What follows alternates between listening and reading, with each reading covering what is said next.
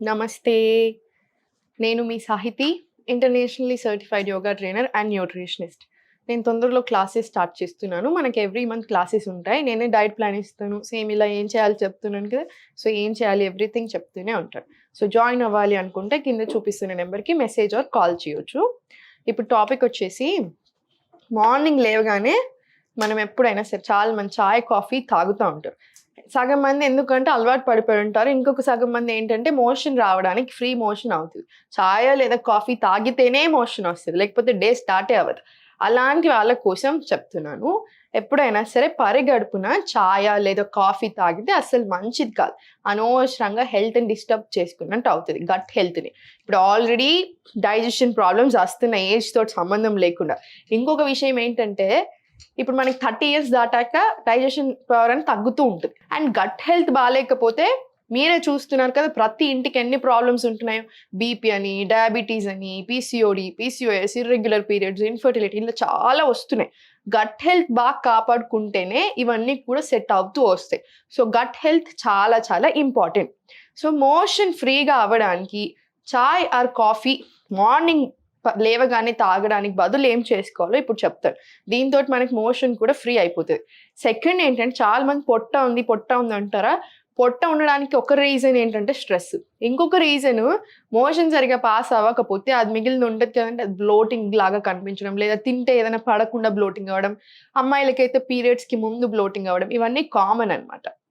So, ఈ dependency అనే చాయ్, coffee మీద తగ్గిచ్చేసేయండి. మానేసేయండి. స్లోగా తగ్గిచ్చేస్తూ మానేసేయండి. వీలైతే మానేయగలిగితే ఇప్పటికిప్పుడు మానేసేయండి. చాయ్, కాఫీ మొత్తానికే తాగొద్దని నేను చెప్పట్లేదు. బ్రేక్‌ఫాస్ట్ చేశాక ఓ హాఫ్ అన్ అవర్ తర్వాత తాగండి. ఏదైనా పొట్టలో పడ్డాక అంటే సాలిడ్ ఫుడ్. వాటర్ తాగాక తాగుతున్నాను అనకండి. వాటర్ కన్సిడరేషన్‌లోకి రాదు. ఎందుకంటే నేను ఎవరినైనా నన్ను అడుగుతారు మా ఇంట్లో వాళ్ళు. తాగొద్దు కదా నేను. తాగొద్దంటే నేను వాటర్ తాగుతున్నాను కదా అంటాం. వాటర్ తాగితే కన్సిడరేషన్‌లోకి రాదు. సో, ఇది తీసుకోండి. మోషన్ అంతా ఫ్రీ అయిపోవాలి. మీ ఎక్సర్‌సైజ్, వాకింగ్ అన్నీ చేసుకొని మీ బ్రేక్‌ఫాస్ట్ తర్వాత ఓ హాఫ్ అన్ అవర్‌కి లేదా 45 మినిట్స్‌కి చాయ్ ఆర్ కాఫీ తాగొచ్చు. లేదా ఆఫీస్ వెళ్తున్నా మాకంత టైం లేదు అనుకుంటే బ్రేక్‌ఫాస్ట్ అయిపోయాక కాసేపటికి తాగండి. బ్రేక్‌ఫాస్ట్‌తో కలిపి చాయ్ అస్సలు మంచిది కాదు. చాయ్ తోటి లేదా కాఫీ తోటి స్నాక్స్ తింటున్నారు బాగా. అలాంటివి ఏవి మంచిది కాదు. సో, ఇది ఇంకా బాగా పెట్టేసుకోండి. ఇప్పుడు మనం చేసేది డైజెషన్ కోసం కాబట్టి ఇవన్నీ చెప్తున్నాను. స్టవ్ ఆన్ చేసేసుకొని వాటర్ వేసుకోండి.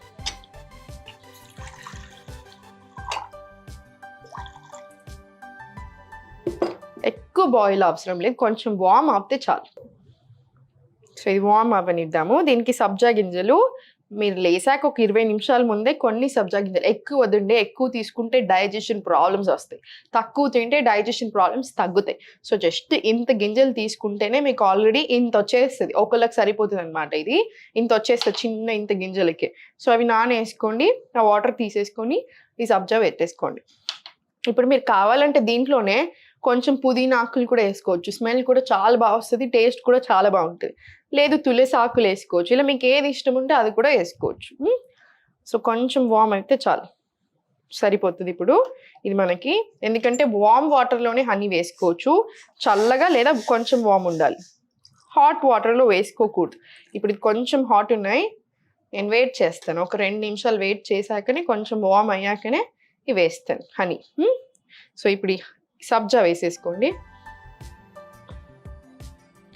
దీంట్లో నిమ్మకాయ ఉంటుంది కదా! నిమ్మకాయ తీసుకోండి. నిమ్మకాయ కూడా చాలా మంచిది. ఇప్పుడు ఇది మనకి తాగాక కూడా ఫ్రెష్ ఫీలింగ్ కూడా వస్తది. అండ్ వెయిట్ లాస్‌లో దీంట్లో అయినా లైఫ్‌లో డైజెషన్ చాలా ఇంపార్టెంట్. సో, ఇప్పుడు వెయిట్ లాస్ అయ్యే ప్రాసెస్‌లో మనకి డైజెషన్ సరిగ్గా లేదనుకోండి. ఎలా అవుతారు వెయిట్ లాస్? సో, డైజెషన్ బాగుందనుకోండి మనం వద్దన్నా తగ్గుతూనే ఉంటాం. మెయింటైన్ కూడా అవుతది అలానే. సో, దీంట్లో ఇది వేసుకొని లాస్ట్‌కి కొంచెం చల్లగా అయిపోయినాయి.